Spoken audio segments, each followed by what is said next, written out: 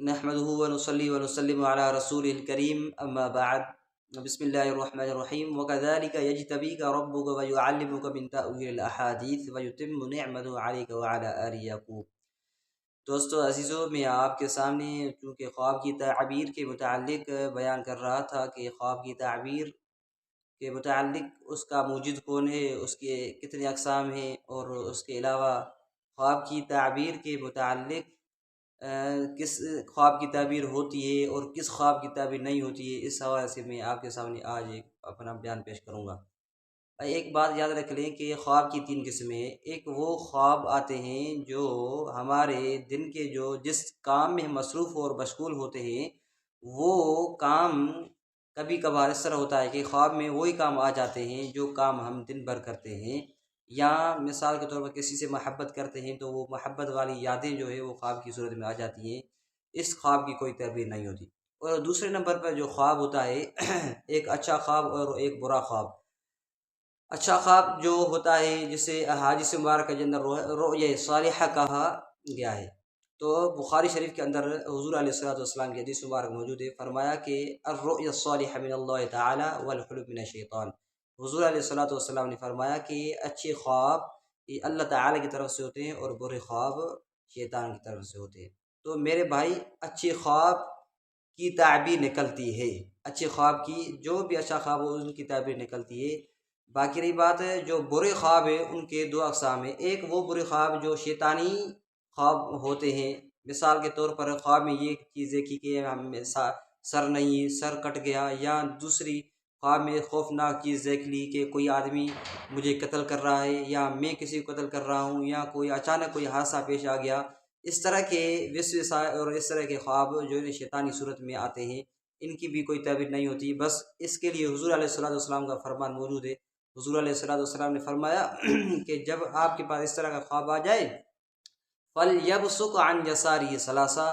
ترمذی شریف کی روایت ہے، فرمایا حضور علیہ الصلوۃ والسلام نے کہ آپ کو چاہیے کہ آپ بائیں طرف اٹھ کر بائیں طرف 3 مرتبہ تھوک پھینکیں، اس کے بعد فَلْيَسْتَعِذْ بِاللَّهِ مِنَ الشَّيْطَانِ ثَلَاثًا، اور اللہ تعالیٰ سے 3 مرتبہ شیطان کے متعلق پناہ مانگ لیں۔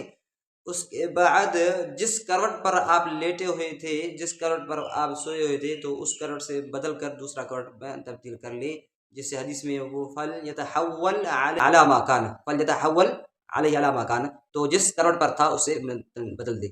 تو بھائی اس طرح یہ شیطانی خیالات اور شیطانی خوابات، اور دوسرے کچھ ایسے خوفناک خواب ہوتے ہیں جن کی تعبیر بھی ہوتی ہے۔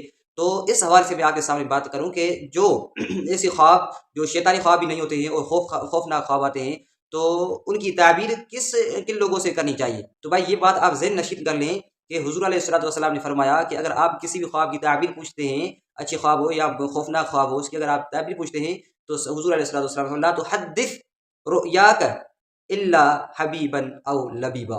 حضور علیہ الصلوۃ والسلام نے فرمایا کہ آپ اپنے خواب کی تعبیر یا تو اپنے مخلص اور صالح دوست سے پوچھیں، یا تو کسی عالم باعمل آدمی سے پوچھیں، وہی آپ کو اچھی تعبیر سے آپ کو مطمئن کر دے گا۔ تو بھائی مسئلہ یہ ہے کہ تعبیر کا کوئی عام مسئلہ نہیں ہے۔ اگر کسی بھی خواب کی آپ نے کوئی بھی تعبیر بتا دی تو اللہ تعالیٰ کی طرف سے وہ کام ہو ہی جاتا ہے۔ تو اس حوالے سے اگر تعبیر پوچھنی ہے تو کسی مخلص دوست سے یا کسی عالم دین سے آپ تعبیر پوچھ لیں، وہی ان تعبیر کے مستحق ہوتے ہیں۔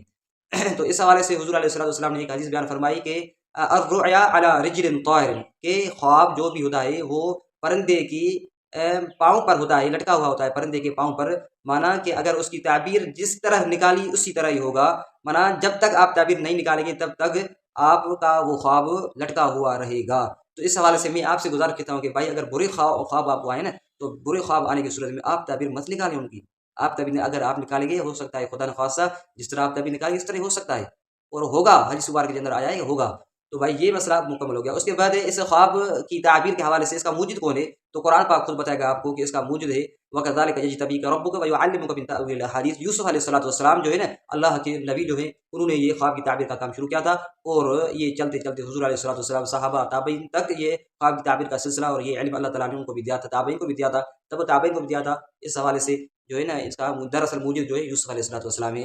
تو بھائی آج میں آپ کو تک یہ معلومات پہنچائی، انشاءاللہ العزیز آگے جو میرے علم میں جائے گا میں آپ کو بتانا بتاتا چلا جاؤں گا انشاءاللہ العزیز۔ اللہ تعالی ہمیں اور آپ کو اس پر عمل کرنے کی توفیق عطا فرمائے، اور علماء سے ہمیں ہر مسئلہ پوچھنے اور دریافت کرنے کی توفیق عطا فرمائے۔ وما علمنا الا